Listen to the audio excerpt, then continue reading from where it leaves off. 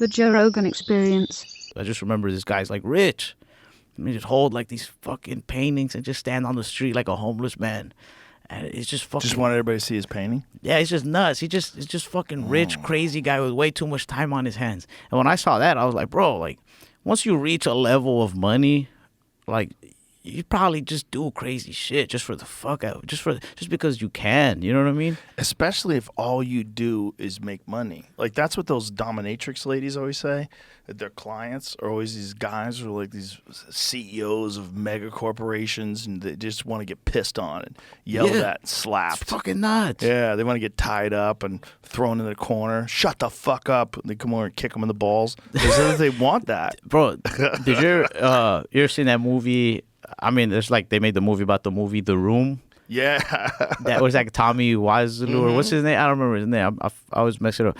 But there's that scene in the movie that made fun of the movie where like Joe Rogan's character, like the director, goes to the bank and he's like, I want to cash this check. And they're like, all right, yeah. And he's like, holy shit, it worked. And the bank teller's telling him, he's just like, this guy's bank account, it's like a bottomless pit. That amount of money has to be kind of scary, though. Because you either go make shitty movies with your money, then you don't know what the fuck you're doing, like that guy, which is funny. Or you also do scary shit. Like, that's a scary amount of money to have. So I know people who, like, you know, struggle financially. Probably like, oh, man, if I could just have this money, if I could just have that money. Like, yeah, life would be easier. But if there's no challenge, if there's no maze to run through, what are you really going to do with that much free time? I'll tell you what you're going to do. You're going to get in a homemade submarine and die in the ocean. You see what I'm saying? Like, yeah, those dudes. That's exactly what that was like. That was $250,000 a ticket to get in that submarine and die. Why? And the submarine had no windows, right? Well, it had like little small windows. You don't really see. You're seeing things through a screen. They call me old school, but I feel like if I spent $250,000 on the ticket, I want like a luxurious experience. I want to see the fucking ocean, not through a tiny little screen. I want communication with the outside world. Like, I don't know. I do want to get rich. Don't get me wrong. I do want to get rich because I feel like pretty soon, there. You know. What are you gonna buy? What kind of car are you gonna get? I mean, I'm not too worried about all that. I really want to save money to like painting.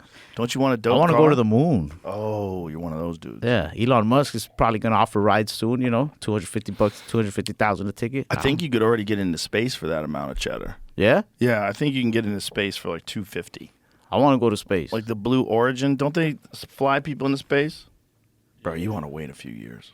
Yeah, I definitely want them to get the kinks out. You know what I mean? Out. Work out the glitches. You don't want to die in a fiery ball of hell. Yeah, crashing into the ocean, burning alive. Nah, yeah. Blue Origin for suborbital flights. Blue Origin typically charges around $200,000 to $300,000 per person. The cost includes a 1-hour flight and a 3-hour preparation program for those looking to go into orbit. Blue Origin's orbital launch services range from $50 million to $100 million per person. Yo. That's a big difference. That is a giant difference. All right. Suborbital, is that good? You go up for, I think they send you up for about a minute or two, and then you just float back down. How far do you go? What's the height? What's suborbital? Suborbital means you're not going out technically of the range where you need to go. You're going very, very high. That's like where they sent William Shatner to, I think. Is that where they send the guy? Remember the guy who skydove from the outer layer? Wild motherfucker. For Red Bull or whatever? Yeah, that's my friend. Yeah? That's Andy Stump. Man. He's a psychopath. Was it Andy that did No. No, was like, that's a different guy. Yeah. Andy did something similar. He was on a fucking plane. So they're suborbital right here. Okay, this is suborbital. So they're still floating. So they're above Earth. They get to look down. They're weightless. Look at William Shatner. He's like, I'm too old for this but shit. But you don't get way up there where you're looking down on the ball. I don't even think that's fun right there. Because are you even... It's like, I feel like the Earth is so bright, you can't even see the stars and shit. You definitely probably won't see a star there. No, you don't see the stars. That's not worth it. I'm not doing that. But I think to see the stars, you got to go way I don't know that they're even there. seeing them in the spaceship. You got to go way the fuck up there. I want to go into like the abyss. You probably do when you're on the dark side, don't you think, Jamie?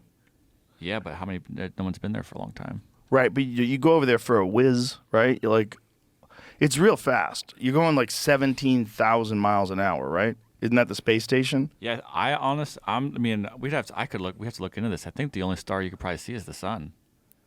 Because it's gonna have When to you're on be- the other side, the This is dark changing side. my financial I don't know. plans. You gotta get $100 Google million bucks, bro.